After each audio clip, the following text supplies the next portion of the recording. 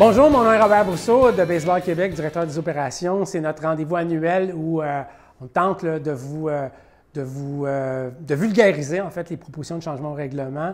Je voudrais évidemment remercier les gens qui nous ont fait parvenir ces propositions de changement-là. Je voudrais également remercier mes collègues au Comité provincial des règlements pour avoir avec moi-même écrit ces propositions de changement-là.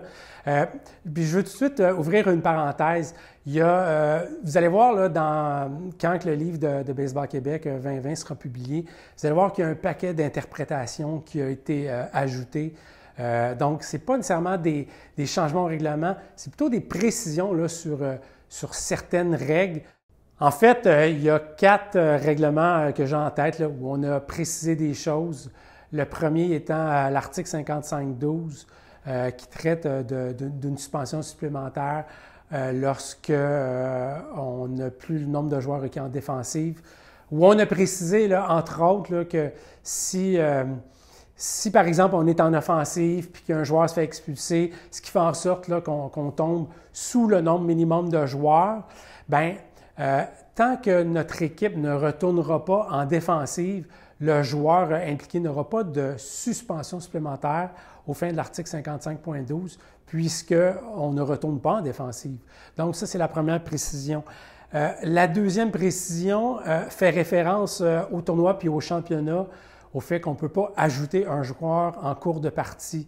On vient préciser là, dans l'interprétation qu'on fait ou dans la précision, on vient préciser qu'on pourrait mettre un joueur sur l'alignement même s'il n'était pas présent physiquement au début du match. On va expliquer un petit peu les modalités là, qui entourent ça, mais ça c'est une question qui revenait souvent et qu'il fallait préciser.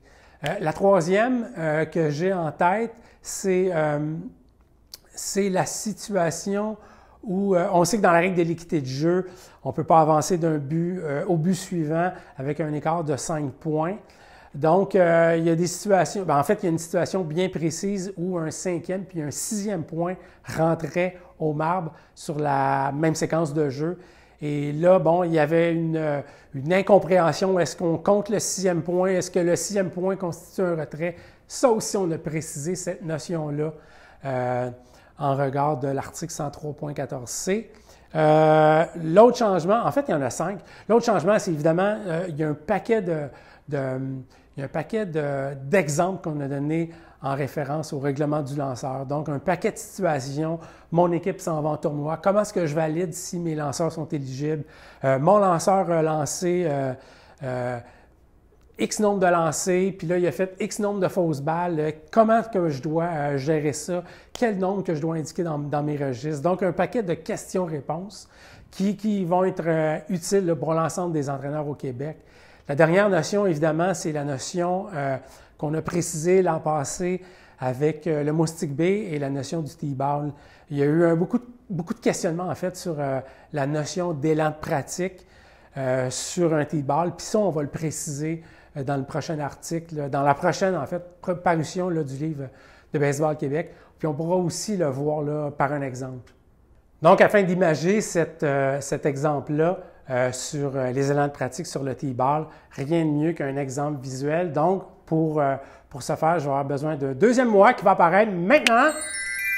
Excuse-moi Pascal, mais c'est pas vraiment toi qu'on va avoir ici. Donc, et voilà!